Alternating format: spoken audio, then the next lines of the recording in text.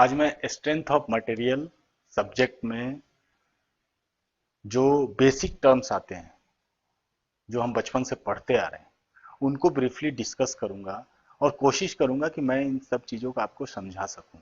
मेरा मकसद ये नहीं है कि मैं आपके लिए कोई डेफिनेशन बोर्ड पे लिखूं और आप उसको नोट कर लो और उस पे एग्जाम की तैयारी करो। मेरा मकसद ये है कि आप इन चीज़ों को समझ सको। अगर कहीं आपको कोई डाउट होता है तो कमेंट में जरूर लिखो, मैं उस डाउट का आंसर आपको या तो पर्सनली करूंगा या उसके लिए कोई नया वीडियो बना के आपको उस डाउट क्लियर करने की कोशिश करूंगा। तो मेरा मकसद है सिर्फ और सिर्फ आपको सारे टर्म्स को समझा देना आसान भाषा में, हिंदी में। तो आइए, स्ट्रेंथ ऑफ मटेरियल में जो सबसे पहला टर्म है, इंपॉर्टेंट है, वो है इलास्टिसिटी। और इलास्टिसिटी क्या है, मेरे ख्याल से ये आप जानते ही होंगे। अगर किसी बॉडी पे हम फोर्स लगाएंगे, कोई भी फोर्स, मान लीजिए फोर्स इज पी, तो बॉडी क्या होगा, बॉडी डिफॉर्म होगा।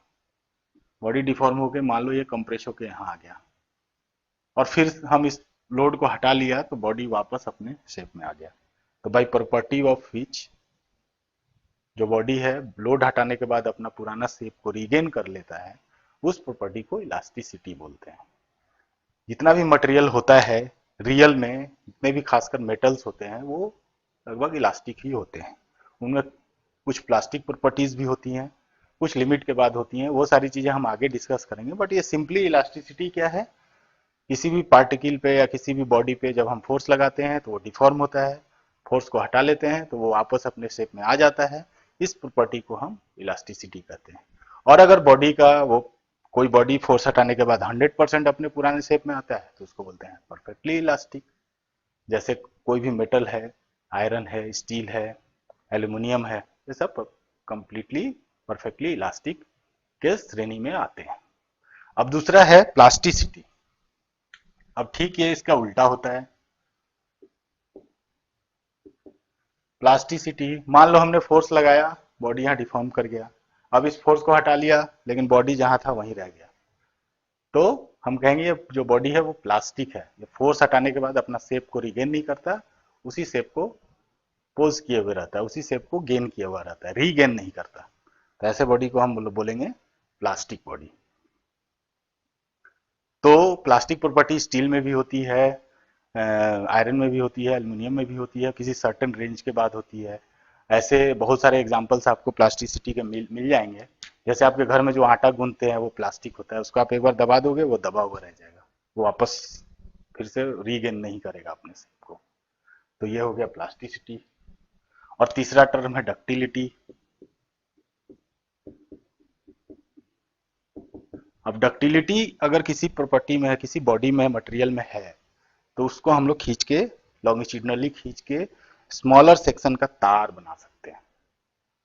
तो अगर हम ऐसा कर पाए तो उसको बोलेंगे मटेरियल डक्टाइल है। तो किस किस चीज का आपने आयरन का तार, वायर देखा होगा बाजार में बिकते हुए, तो ऑब्वियसली आयरन जो है एक डक्टाइल मटेरियल है। उसी तरह अब डक्टाइल मटेरियल क्या है, ये हाई डिग्री, ये पोज करता है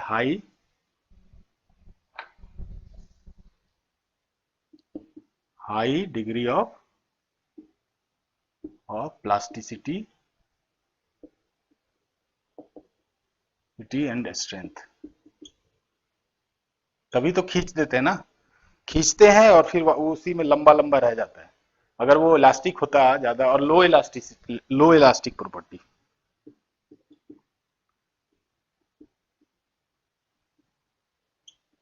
अगर ये परफेक्टली इलास्टिक होगा तो हम खींचेंगे और ये फिर से वापस अपना शेप गेन कर लेगा। तो वो हाईली प्लास्टिक प्रॉपर्टीज के अंदर होनी चाहिए, तभी हम उसको डक्टाइल बना सकते हैं। तो जो माइल्ड स्टील होता है उसमें उसको हम लोग वायर बना सकते हैं। और उसका अगला टर्म है मेलिएबिलिटी।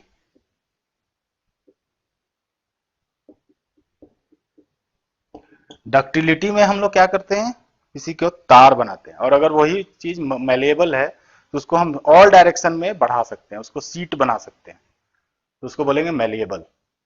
तो उसमें भी हाई डिग्री ऑफ क्या होना चाहिए, हाई डिग्री ऑफ प्लास्टिसिटी होना चाहिए ऑब्वियसली।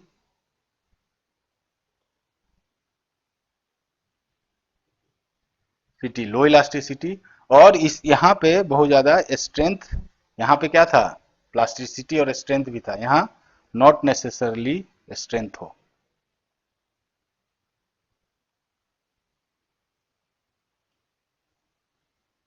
तो ये हो गया मेलिएबल मटेरियल। उसके बाद ब्रिटलनेस क्या होता है?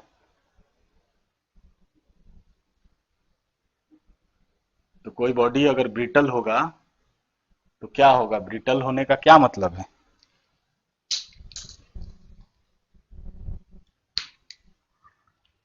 ब्रिटलनेस,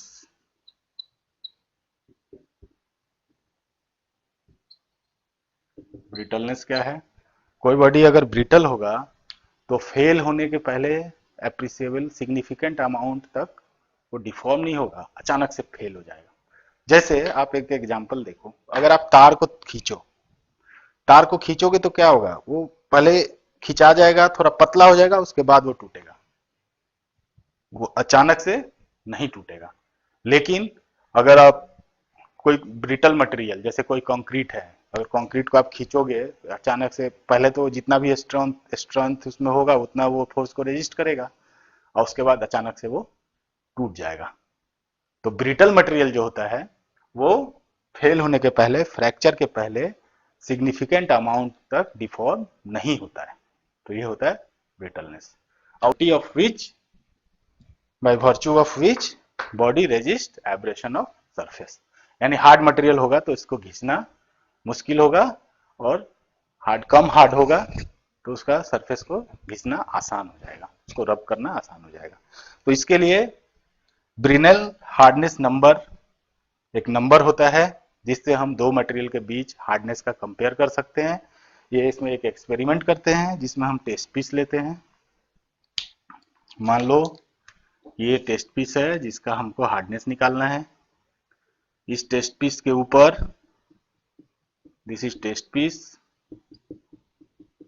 इस पे एक स्टील का स्टैंडर्ड साइज के स्टील का बॉल रख देते हैं जिसका मान लो डायमीटर डी है। इसके ऊपर फोर्स लगाते हैं, तो जब फोर्स लगाएंगे तो क्या होगा? ये इसके अंदर श्रिंक होगा, और श्रिंक होगा तो क्या करेगा? ये अपना एक इंप्रेशन इसमें बना देगा, बॉल जो है इंप्रेशन बना देगा। सपोज करो कि दिस इंप्रेशन का डायमीटर स्मॉल डी है, ठीक है? तो डिफरेंट डिफरेंट मटेरियल पे अगर हम ये डिफरेंट डिफरेंट एक्सपेरिमेंट करेंगे तो वो जो इंप्रेशन बनेगा उसका डायमीटर डिफरेंट डिफरेंट आएगा। तो उस डायमीटर और जो हमने डायमीटर स्टील बॉल का लिया है इंडेंट, तो उसके बेसिस पे हमने एक नंबर, एक फॉर्मूला डिफाइन किया गया है, P divided by pi D by two, P divided by pi D by two into D minus root under D square minus D square. इसको बोलते हैं ब्रिनेल हार्डनेस नंबर। तो इससे हम लोग दो बॉडी का, दो पार्टिकल का, दो मटेरियल का हार्डनेस को कंपेयर करते हैं। तो ये फॉर्मूला भी याद रखिए। इसमें जो डी होता है, डायमीटर ऑफ स्टील बॉल, जो डायमीटर ऑफ बॉल होता है वो एक स्टैंडर्ड साइज होता है, और ये साइज मैं यहां नहीं बताऊंगा। और स्मॉल डी होता है डायमीटर ऑफ इंडेंट। इंडेंट का मतलब जो इंप्रेशन बना उस इंप्रेशन का जो डायमीटर है स्मॉल डी है, और ये फॉर्मूला है। तो हार्डनेस हो गया। तो इस तरह से हम लोग हार्डनेस, ब्रिनेल हार्डनेस नंबर से दो बॉडी, दो मटेरियल के हार्डनेस का कंपैरिजन करते हैं। उसके बाद एक टर्म होता है क्रीप। क्रीप एक तरह का डिफॉर्मेशन है जो टाइम के साथ आता है। जब किसी बॉडी को हम लोड कर देते हैं, यानी कोई बॉडी के ऊपर कोई लोड लग रहा होता है और उसको लंबे समय तक छोड़ देते हैं, तो वो बॉडी एक टाइम के साथ धीरे धीरे रिलैक्स होता है, और उस रिलैक्सेशन की वजह से उसमें एक डिफॉर्मेशन आता है। वो डिफॉर्मेशन प्लास्टिक डिफॉर्मेशन होता है, यानी वो परमानेंटली डिफॉर्म हो जाता है। अगर हम लॉन्ग टर्म के बाद उस फोर्स को वापस भी हटा लें तो वो रीगेन नहीं करता अपने शेप को। तो उस डिफॉर्मेशन को जो टाइम के साथ टाइम डिपेंडेंट होता है उसको हम लोग क्रीप बोलते हैं। Permanent deformation in long time, long period of time, इसको बोलते हैं क्रीप। उसके बाद एक टर्म होता है फटीग।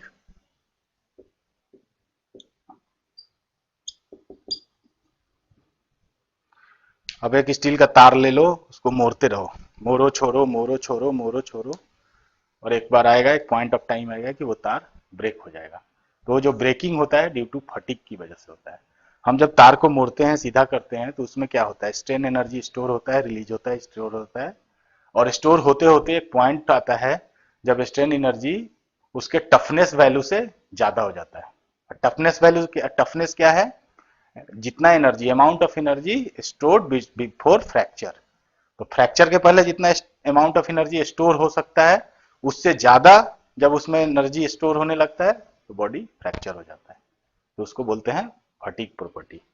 तो failure due to cyclic loading, और साइक्लिक लोडिंग की वजह से जब कोई फेलियर होता है तो उसको बोलते हैं कि this failure is due to fatigue.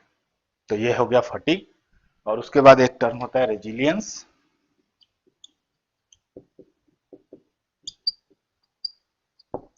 ये गिवन वॉल्यूम में जितना स्ट्रेन एनर्जी स्टोर हो सकता है गिवन वॉल्यूम में, नॉट पर यूनिट वॉल्यूम, तो उसको उस बॉडी का, उस गिवन वॉल्यूम का रेजिलियंस बोलते हैं। तो ये हो गया resilience. Strain energy can be stored in given volume of material, it's called resilience। ये सारे टर्म कहीं ना कहीं घुमा फिरा के कहाँ आएंगे, स्ट्रेस और स्ट्रेन के ऊपर आते हैं, और वहीं से सारा कुछ डिराइव होता है, और उसी पे नए नए टर्म को डिफाइन किया गया है। अब आइए अगला जो टर्म है उसको भी समझ लें।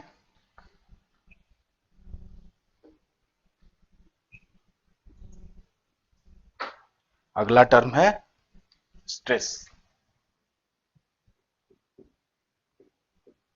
पूरा स्ट्रेंथ ऑफ मटेरियल इसी स्ट्रेस के इधर उधर घूमता रहेगा। स्ट्रेस क्या है, जब किसी भी बॉडी में हम फोर्स लगाते हैं तो उस फोर्स के रजिस्ट करने के लिए एक इंटरनल फोर्स डेवलप होता है, और वो internal force divided by area is called stress.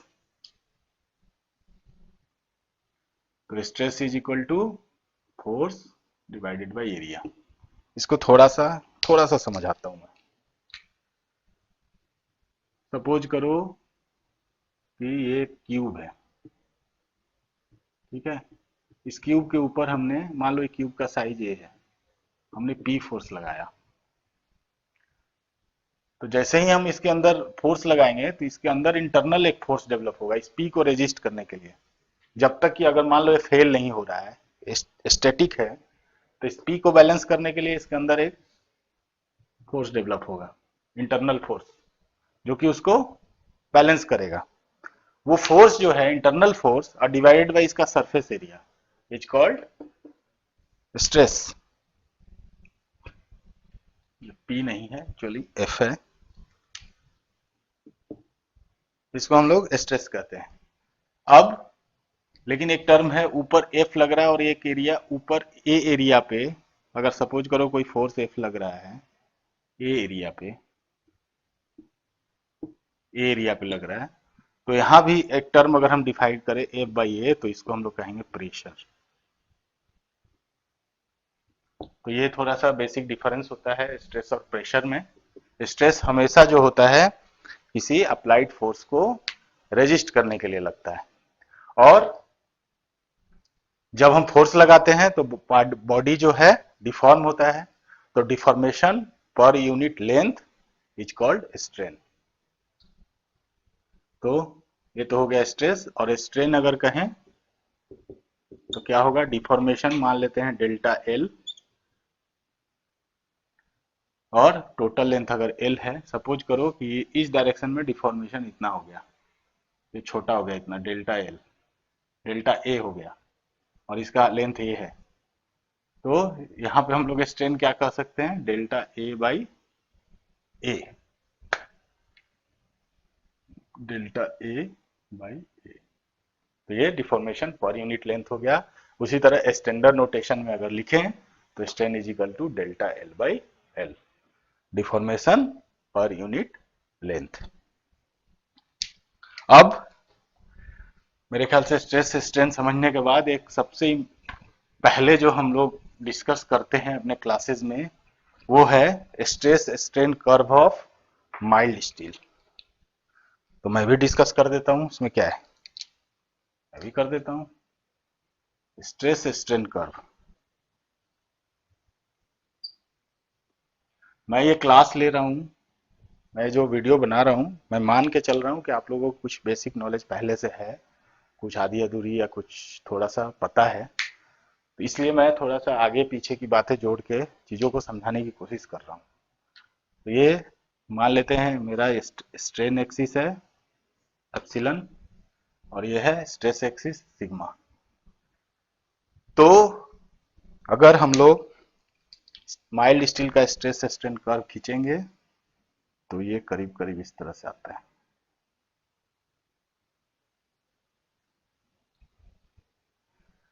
ये पॉइंट ए तक स्ट्रेट लाइन होता है, दिस इज स्ट्रेट लाइन,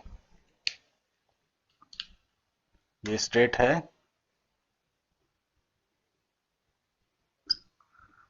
अब स्ट्रेस स्ट्रेन का कर्व का मतलब क्या है, ये कैसे बनाएंगे, सब थोड़ा सा मैं बताता हूँ। आप एक बॉडी है उस पर टेंशन एक स्टील ले लो, एक स्टील का टेस्ट पीस ले लो, इस पर इधर फोर्स लगाओ इधर फोर्स लगाओ, फोर्स लगाओ तो इसके अंदर क्या आएगा, स्ट्रेस।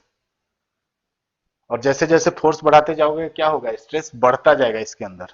कब तक वो, कब क्यों बढ़ेगा, क्योंकि वो रजिस्ट करेगा आपके अप्लाइड फोर्स को, रजिस्ट करेगा तो उसके अंदर स्ट्रेस बढ़ता जाएगा और एक पॉइंट आएगा जब वो टूट जाएगा। तो अगर उसको और जितना ज्यादा फोर्स लगाओगे उस डिफॉर्मेशन बढ़ेगा, तो डिफॉर्मेशन बढ़ेगा यानी उसका स्ट्रेन बढ़ेगा, तो स्ट्रेन बढ़ेगा तो उस स्ट्रेन को आप एक्स एक्सिस पे प्लॉट कर दो और स्ट्रेस को वाई एक्सिस पे कर दो, फिर आपको ये ग्राफ मिल जाएगा।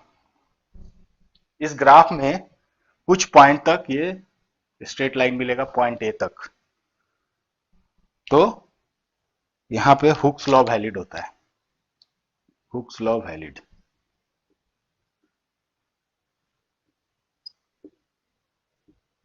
ठीक है, और इसके बाद ये बी तक एक दूसरा पॉइंट हमें मिलता है बी, यहां तक ये इलास्टिक होता है पॉइंट बी तक।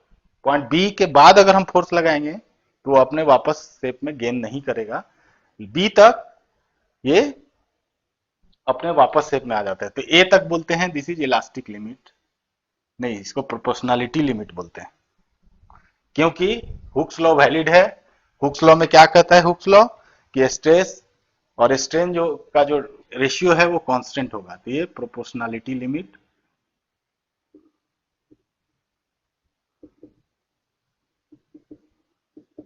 और चूंकि बी पॉइंट तक बॉडी वापस फिर अपना शेप गेन कर लेता है तो इसको बोलते हैं इलास्टिक लिमिट।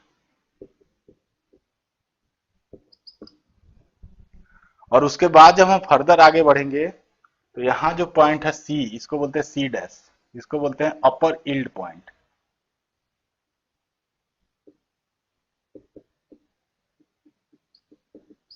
इसके बाद बॉडी जो है इल्ड होना शुरू होता है और उसके बाद स्ट्रेस का ग्राफ थोड़ा डाउन आता है, तो ये होता है सी, इसको बोलते हैं लोअर इल्ड पॉइंट।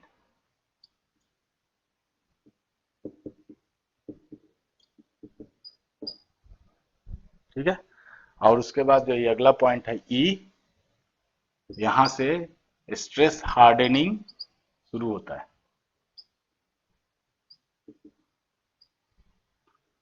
स्टार्ट्स। अब आप पूछोगे कि स्ट्रेस हार्डनिंग क्या है, तो थोड़ा वेट करो, आगे के क्लासेस में इसको मैं डिस्कस करूंगा। आप अभी याद करो कि पॉइंट ई से स्ट्रेस हार्डनिंग शुरू होता है और उसके बाद ये जो ग्राफ है ये ऊपर जाता है और यहाँ पे इसको कहते हैं अल्टीमेट स्ट्रेंथ, जो टॉप मोस्ट पॉइंट है, अल्टीमेट स्ट्रेस। और उसके बाद फिर ये स्ट्रेस घटता है और एक पॉइंट पे जाके फ्रैक्चर हो जाता है, इसको पॉइंट ऑफ फ्रैक्चर बोलते हैं, इसको बोलते हैं फ्रैक्चर स्ट्रेस। अब मान लो कि हम बात करते हैं टेंशन में, कोई मेरा टेस्ट पीस है और इसमें हम टेंशन लगा रहे हैं, लोड लगा रहे हैं, तो क्या होगा, बॉडी को अगर हम खींचेंगे तो बॉडी थोड़ा सा स्ट्रेच होके लंबा हो जाएगा। सपोज करो ये बॉडी जो है थोड़ा सा यहाँ से लंबा होके यहाँ तक आ गया, ये बॉडी जो लेंथ बढ़ गया। तो जब लेंथ बढ़ेगा तो ऑब्वियसली क्या होगा, क्योंकि वॉल्यूम तो कांस्टेंट है, और अगर हम लेंथ बढ़ा देंगे तो उसका जो क्रॉस सेक्शनल एरिया क्या होगा, वो घट जाएगा। ये जो एरिया है ये रिड्यूस ए डैश हो जाएगा। अगर ये ए था पहले, ए डैश होगा, और ए डैश इज लेस देन ए। तो अब अगर हम स्ट्रेस निकालें, अगर इस केस में स्ट्रेस निकालें तो हम यहां कहेंगे P by A dash, not a. ये घटा हुआ एरिया से हम स्ट्रेस निकालेंगे। तो अगर हम घटे हुए एरिया से स्ट्रेस निकालेंगे तो दिस इज एक्चुअल स्ट्रेस। अब इंजीनियर्स क्या कहते हैं कि हम ये हर पॉइंट पे निकालते नहीं फिरेंगे कि कब कितना एरिया हो रहा है। जो इनिशियल एरिया है हम उसी को कांस्टेंट मानेंगे, ये एजम्पशन है, और उसी को लोड से उसी पहले वाले एरिया को डिवाइड करेंगे।